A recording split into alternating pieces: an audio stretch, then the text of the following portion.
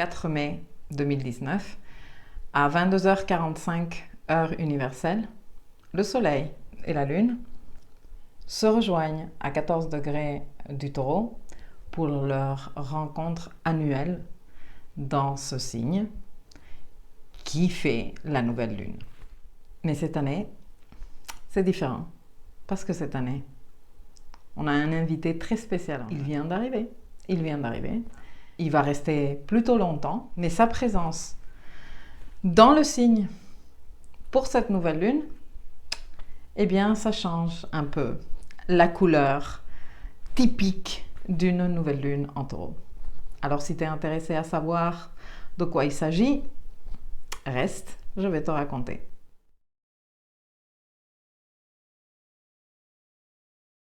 Bonjour, j'espère que tu vas très bien. Donc je suis ici pour parler un peu avec toi de la nouvelle lune en Taureau. Une nouvelle lune qui se fait à 14 degrés du Taureau. Alors, comme je te disais, toutes les années, nous avons une nouvelle lune dans chacun des signes. Donc, toutes les années, nous avons une nouvelle lune en Taureau. Le Soleil qui représente notre énergie vitale, qui représente notre conscience, et la Lune qui représente notre monde inconscient, notre monde émotionnel, se rejoignent en conjonction. Et une conjonction en astrologie est l'aspect le plus fort parce que les deux énergies des deux planètes qui se trouvent en conjonction sont en train de donner leur maximum. Dans le cycle solilunaire, cette conjonction Lune-Soleil marque un nouveau départ, le début d'un nouveau cycle. Un nouveau cycle qui va avoir une durée d'1 an, c'est-à-dire jusqu'à la prochaine nouvelle lune dans le même signe, mais qui aura un grand moment de bilan d'ici 6 mois, lorsque se tiendra la pleine lune dans ce même signe. Dans les prochains, disons, 15 jours, disons qu'une énorme fenêtre d'opportunité s'ouvre devant nous pour démarrer quelque chose. Démarrer quelque chose qui est en rapport avec l'énergie Taureau, on va en parler, et qui, pour te donner plus de pistes par rapport à comment ça te touche toi et qu'est-ce que tu peux faire avec cette énergie, j'ai déjà fait des vidéos comment repérer les degrés dans ta carte pour que tu puisses aller voir dans quelle maison se tient cet événement pour que tu saches, ok, donc j'ai cette énergie de début, Soleil, conjonction Lune, dans l'énergie du Taureau, que je peux mettre en place concrètement dans cette maison, dans ce secteur de ma vie. Si tu ne sais pas faire tout ça, si tu débarques ici pour la première fois, bienvenue à toi et je te laisserai tous les liens vers le astropack de survie, comment te faire ton thème, comment repérer les degrés dans ta carte, comment comprendre où se trouvent les signes et les maisons, etc., etc. Je te laisserai tout par ici. Voilà, donc partons du principe que tu sais où se trouvent ces degrés-là. Et donc moi, je te dis que l'intention est colorée de l'énergie Taureau, donc qui est autour de concepts comme valeur, stabilité, sécurité et plaisir, mais avec un nouvel élément cette année qui n'avait pas été ici depuis beaucoup de dizaines d'années, presque une centaine d'années, qui est Uranus. Et Uranus, qu'est-ce qu'il apporte? Uranus apporte l'innovation de rupture, un changement de mentalité. Uranus, c'est vraiment la mentalité supérieure. Et avec un côté très authentique. Alors, au cours de cette nouvelle lune, et dans mon article, dans mon site, si tu es en train de visionner cette vidéo depuis YouTube, je mettrai le lien. Et si tu es en train de la visionner depuis mon site, ben, tu auras l'information quelque part ici dessous.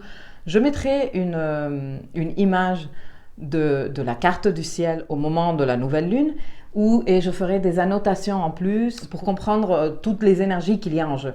Je ne veux pas en parler dans cette vidéo de toutes les énergies en jeu parce que je n'en sortirai tu ne t'en sortiras pas de regarder une vidéo de 8 heures parce que tu sais moi, que j'ai un autre café là. Hein? Donc, je peux parler ici pendant des heures et des heures. Mais ce n'est pas l'intérêt et il s'agit de faire un truc qui soit agréable à regarder et facile à comprendre, etc. Donc, cette nouvelle lune est chargée de conversation. C'est-à-dire que beaucoup de planètes sont impliquées dans le climat astrologique général et elles papotent tout avec tout. Tout le monde est en train de discutailler avec tout le monde. C'est un truc de ouf. Un autre truc que je veux te dire avant que je n'oublie, c'est que l'état cosmique des planètes lors de cette nouvelle lune est excellent. Et tu te diras, si tu ne connais rien en astro ou tu te connais très peu, mais c'est quoi cette histoire d'état cosmique? Ok, l'état cosmique des planètes se calcule en suivant plusieurs paramètres. Mais le signe où il se trouve et les conversations, les aspects que ces planètes ont avec d'autres planètes jouent sur l'état cosmique. Une planète en bon état cosmique donne le meilleur de soi. Une planète en mauvais état cosmique, eh bien, il faut bosser beaucoup pour obtenir le bon de cette planète. Elle ne nous aide pas, on va dire ça comme ça, ou pas beaucoup. Quand on a une conjonction en astrologie, on a deux forces qui s'unissent pour se donner à fond. Si je suis en train de te dire que la Lune est en excellent état cosmique et que le Soleil, il est vraiment au top aussi, ce que ça veut dire, c'est que lors de cette nouvelle Lune, c'est vraiment la possibilité de démarrer un truc vraiment chouette, avec énormément d'énergie positive là-dedans. Et quand je parle d'énergie positive, je ne le dis pas pour que tu penses que c'est bon, c'est la nouvelle lune, magiquement des choses vont se passer parce que Mikaya avait dit que des super ondes positives, il ne va m'arriver que du bon. Non, ce que je suis en train de te dire, c'est que si tu es un surfeur et que tu attends la bonne vague, elle arrive. Elle est une vague excellente. Est-ce que tu veux prendre ta planche et aller la surfer? Ben, allez, c'est pour ça que je suis ici aujourd'hui, pour te dire, c'est un excellent moment, tu comptes avec une très bonne énergie venant des planètes, elles vont mettre le meilleur d'elles-mêmes.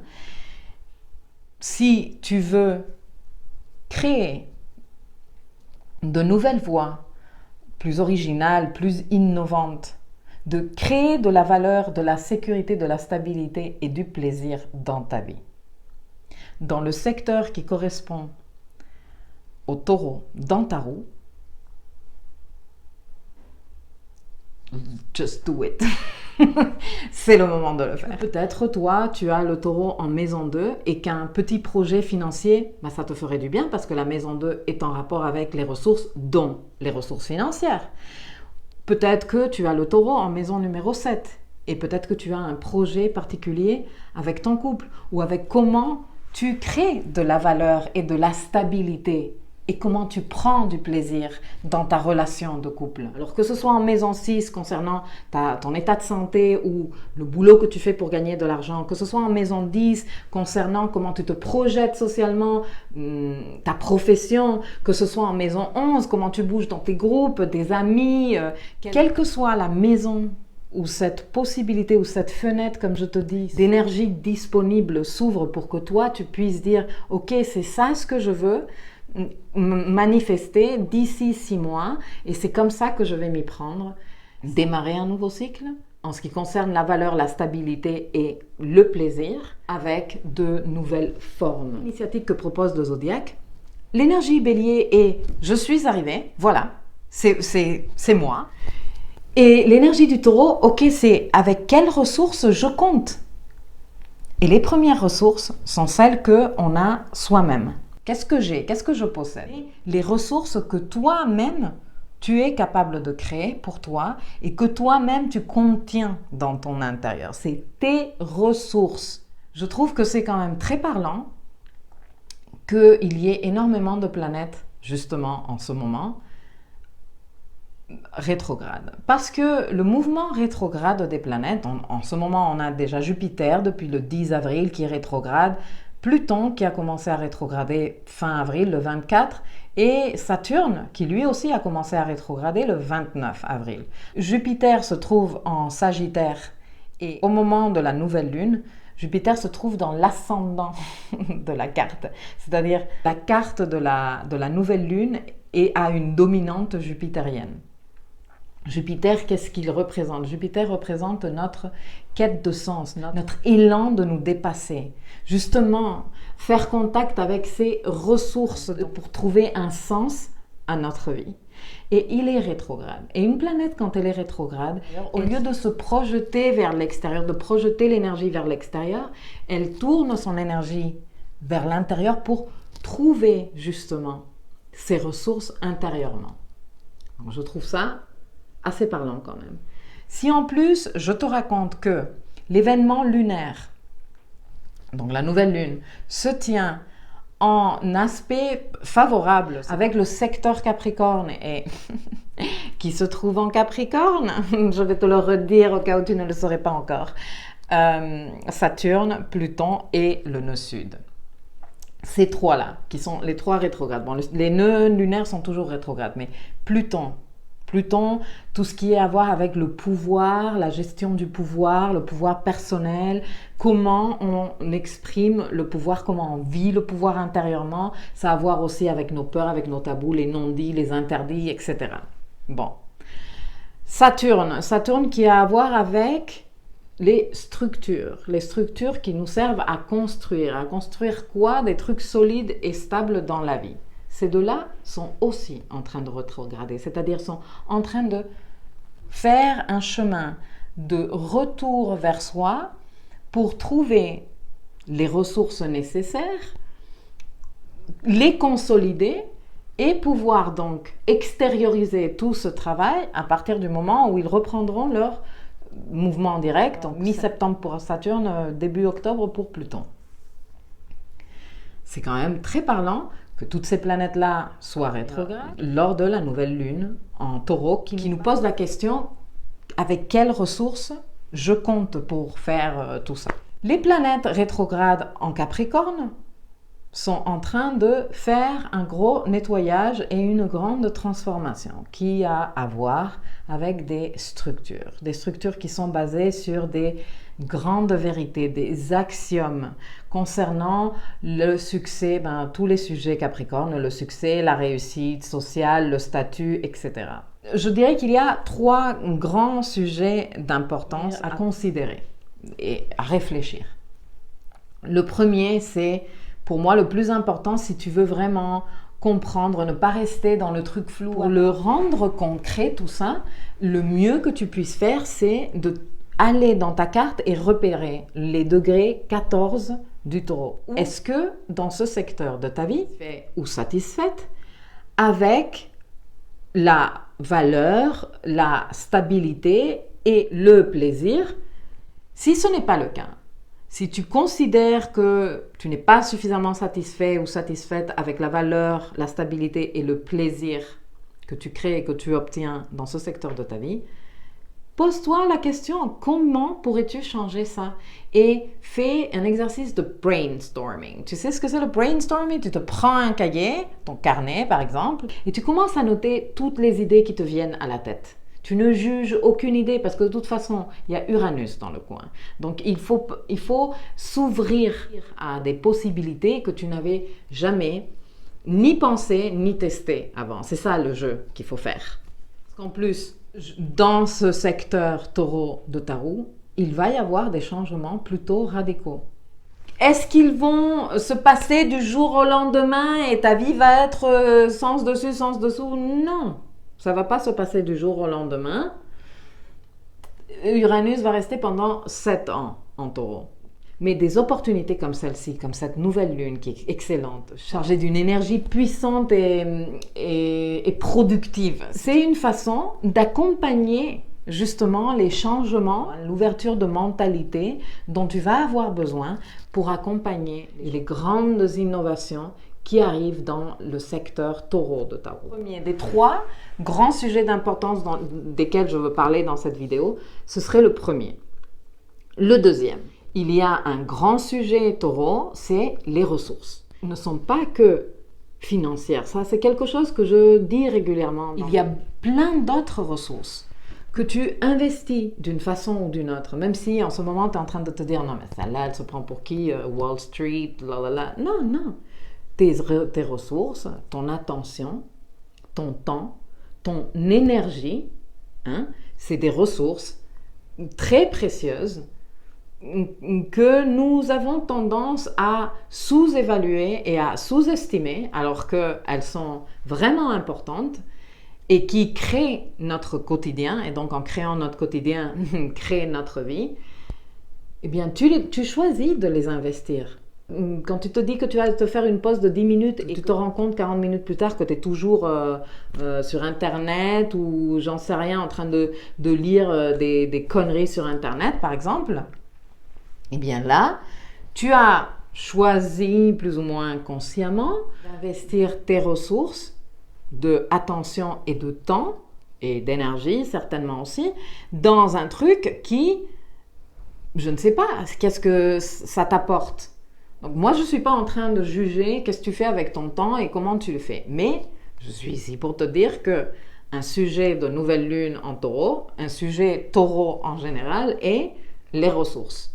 Donc que fais-tu de tes ressources? Comment les administres-tu? Comment les gères-tu? Comment les investis-tu? En quoi investis-tu ton attention? Et ça, c'est un sujet vraiment pour aller loin dans l'observation, je te le dis. Et si tu veux aller loin dans cet exercice et que tu te dis, écoute, je vais me donner les prochains 3-4 jours pour faire cet exercice que me propose Milkaya, pour vraiment prendre mon carnet et commencer à... Mais en quoi j'investis mon attention? Quand je me lève, quand je fais des pauses, quand je suis dans ma voiture par exemple, qu'est-ce que tu fais? À quoi penses-tu? Quelles sont les idées que tu nourris intérieurement? Comment tu investis ton temps et ton énergie? En quoi? Et bon, aussi, bien évidemment, parce que les sous, c'est quand même une ressource. Et c'est pas que je ne veux pas parler de sous, parce que clairement, une nouvelle lune en taureau, c'est le moment de comment tu dépenses ton argent. Est-ce que tu suis ton budget? Est-ce que tu pourrais faire des ajustements? De quelle façon pourrais-tu gagner plus d'argent? Parce que la lune en taureau, nouvelle lune en taureau et Uranus de façon différente, quelles autres sources de revenus pourrais-tu créer qui te fassent plus plaisir, qui te permettent de gagner de plus d'argent? C'est clairement un sujet qui pourrait être une claire intention de nouvelle lune. Mais bon, c'est une information très typique que tu peux, j'imagine que si tu m'écoutes moi, tu dois lire à gauche et à droite de l'astro et que tu peux trouver très facilement. Et en fait, moi, je veux aller un peu plus loin et je veux dire, ok, très bien, les sous, c'est clair, mais les autres ressources, on en fait quoi? Où tu mets ton attention? Où tu mets ton temps? Où tu mets ton énergie?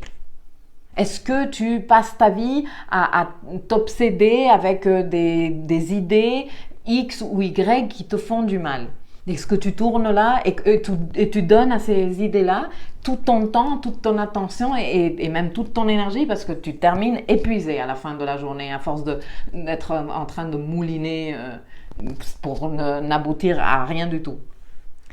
Ben justement, c'est le moment de te poser la question, comment l'utilisation que je fais de mes ressources me garantit la création de plus de valeur, de stabilité et de plaisir dans ma vie? Je trouve que la question est excellente. Non? Qu'est-ce que tu en penses? Donc bon. Et le dernier point, vu la quantité de personnages que l'on a en Capricorne et comment je reviens à ce sujet du Capricorne et les structures qui doivent disparaître, qui ne te servent plus, vu qu'il y a quand même une synergie assez importante entre cette nouvelle lune et tout ce monde capricornesque, la question vraiment à se poser ici est: quel est ton concept de réussite?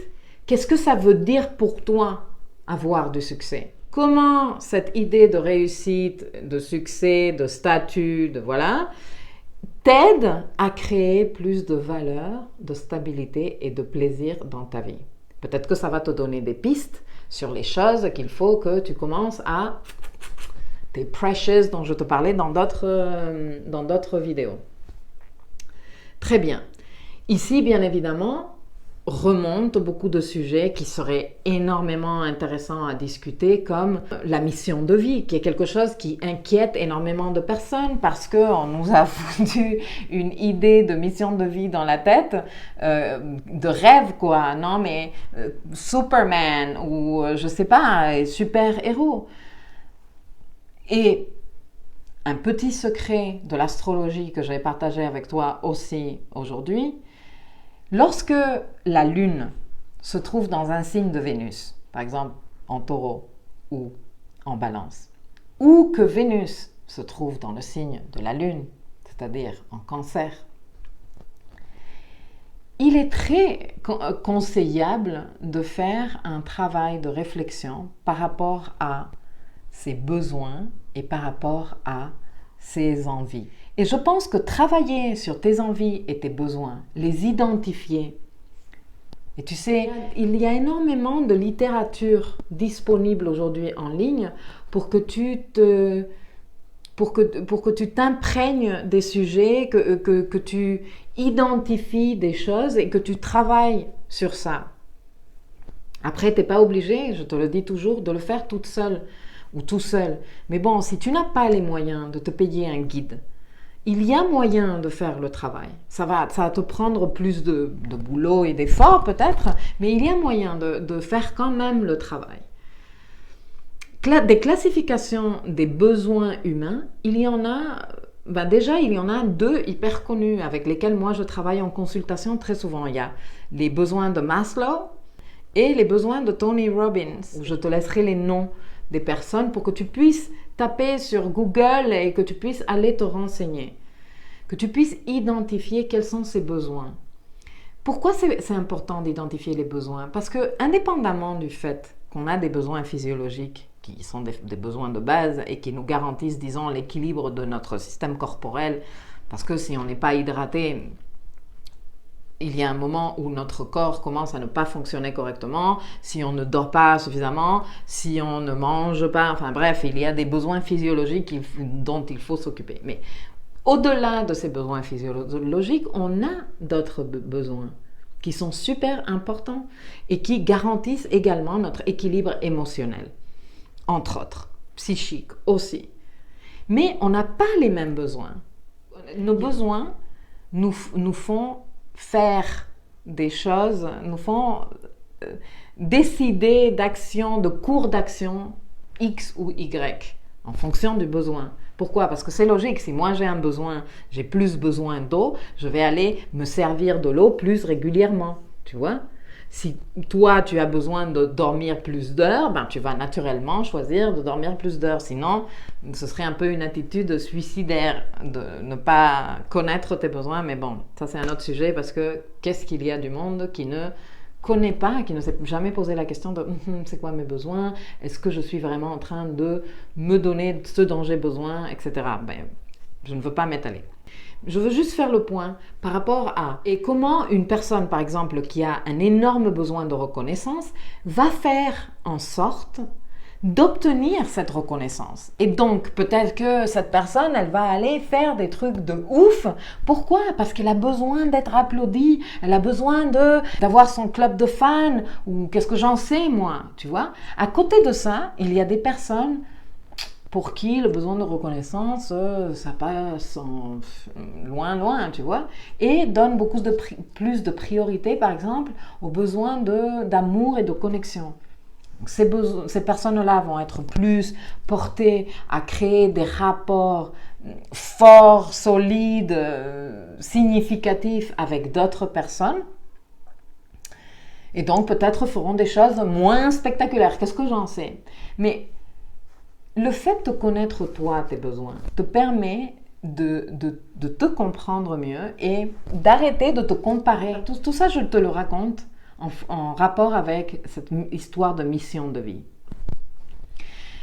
tellement de personnes qui viennent en consultation me dire mais c'est que je ne sais pas quelle est ma mission de vie, mais qu'est-ce qui se passe si moi je ne veux pas être quelqu'un de super connu, qu'est-ce qui se passe si moi je veux juste être heureux avec ma famille, mes enfants, moi je kiffe mes enfants, ou qu'est-ce qui se passe si moi je ne veux pas avoir d'enfants, et moi ce qui me fait kiffer c'est de récupérer des chiens abandonnés et de créer un chenil chez moi et de les traiter tout super bien et de les promener, mais il ne se passe rien. Mais c'est ce qui te fait kiffer toi. Bon Dieu, vas-y et fais-le.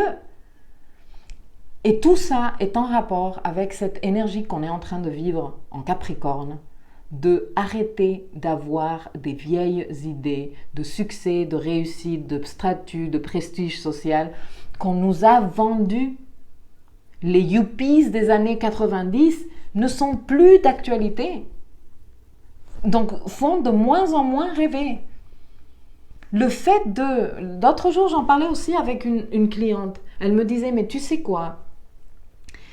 On parlait de stress par rapport à son boulot et elle me disait, mais c'est pas mon boulot qui me stresse. C'est devoir me justifier devant tout le monde que je kiffe mon boulot.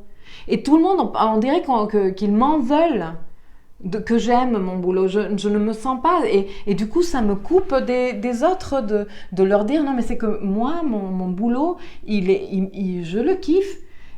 Et elle me disait ce n'est pas un boulot qui est super édifiant, et je lui disais mais pourquoi tu penses ça? Parce que ce qui est édifiant dans quoi que ce soit que tu fais, ce n'est pas l'activité en elle-même. C'est l'intention et l'attitude que toi tu mets.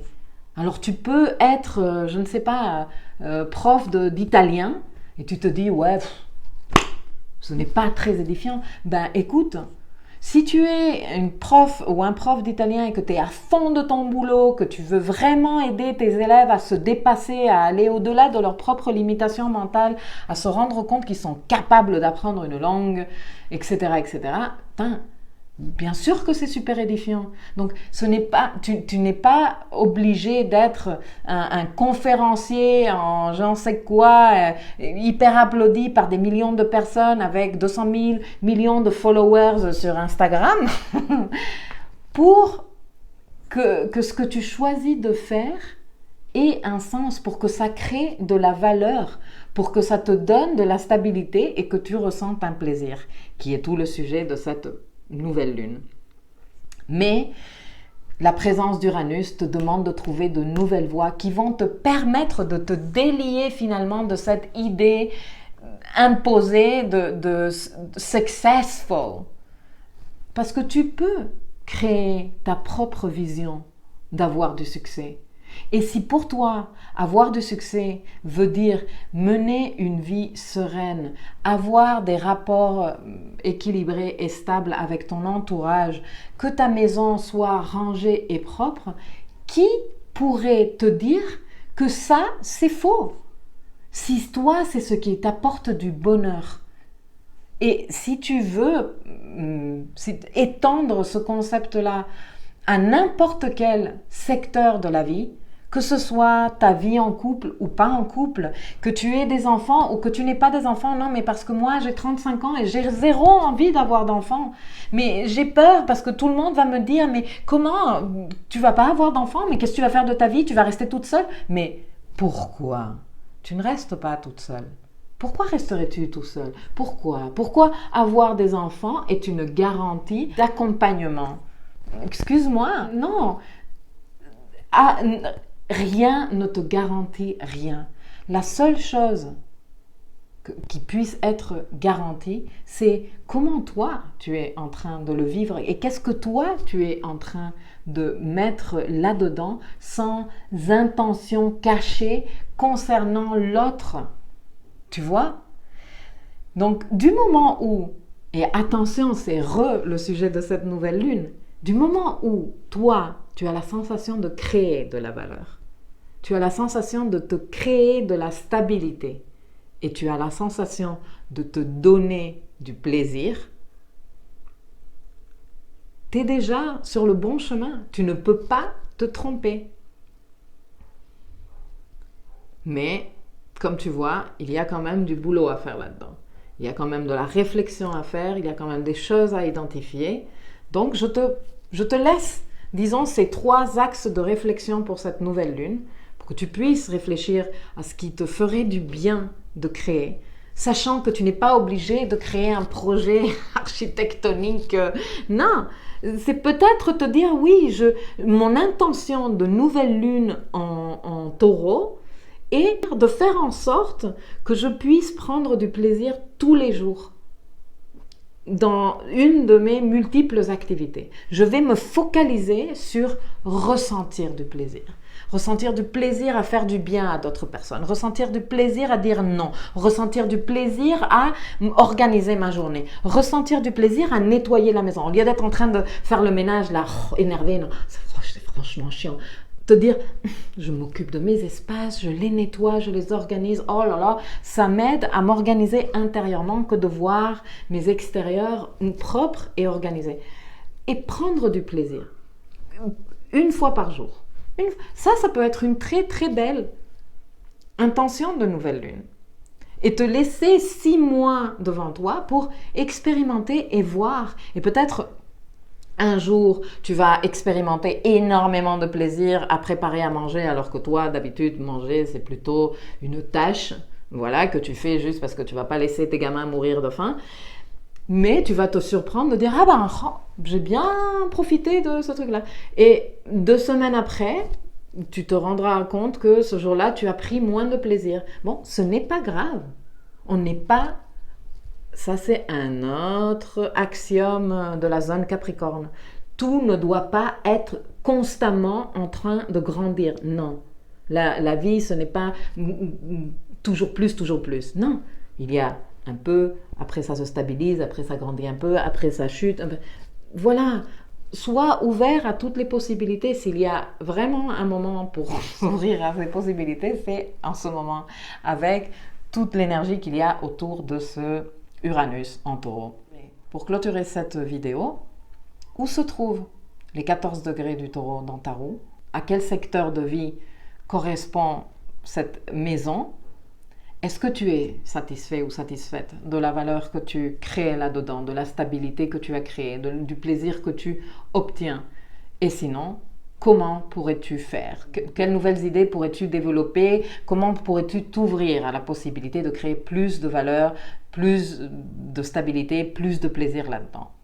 Numéro 2, quel emploi, quelle gestion de tes ressources? Comment les investis-tu? En quoi les investis-tu? Et t'observer et commencer à faire des changements de non. J'arrête de me plaindre parce que je me rends compte que je me mets de mauvaise humeur et donc je me lève le matin en train de me dire je suis fatiguée, j'ai mal ici, j'ai pas dormi. Enfin, bref, tous ces trucs-là qu'on se raconte trop souvent les matins.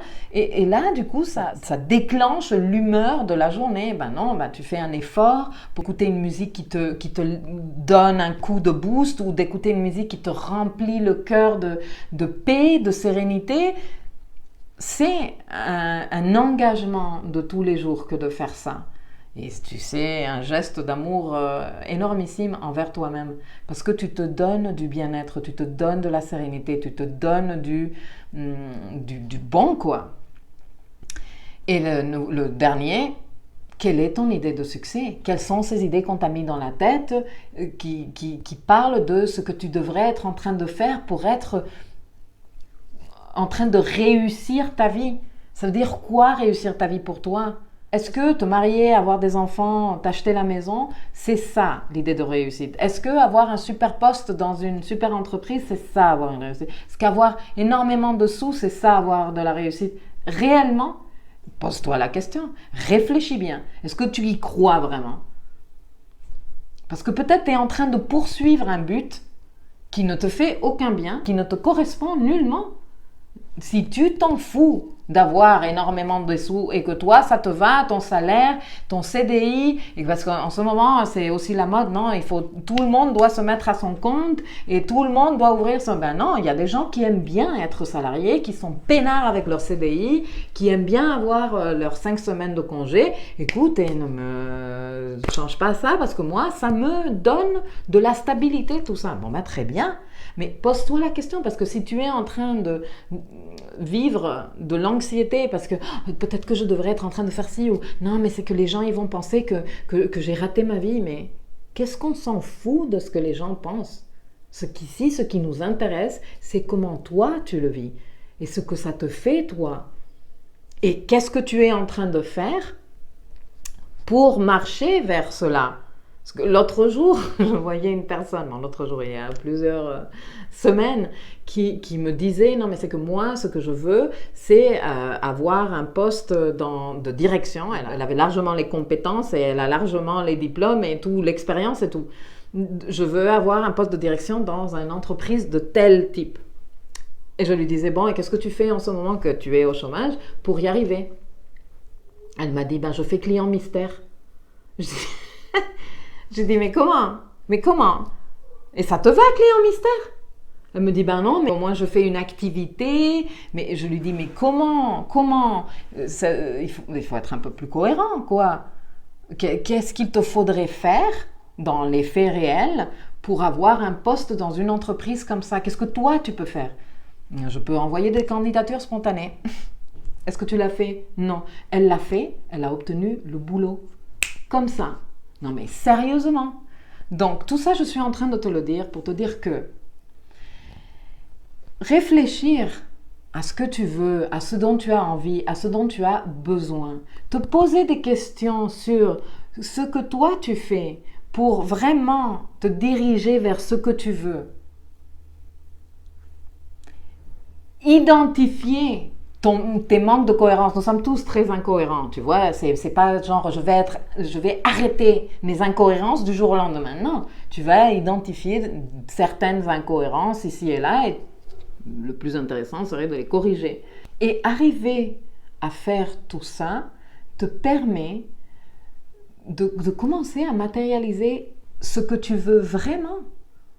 Et de vivre une vie et d'obtenir des choses qui te font plaisir, indépendamment de l'avis des autres. Que tes parents ils disent, non mais, oh là là, mais qu'est-ce que tu fais en freelancer? Mais pourquoi? C'est hyper précaire, mais lâche-moi la grappe.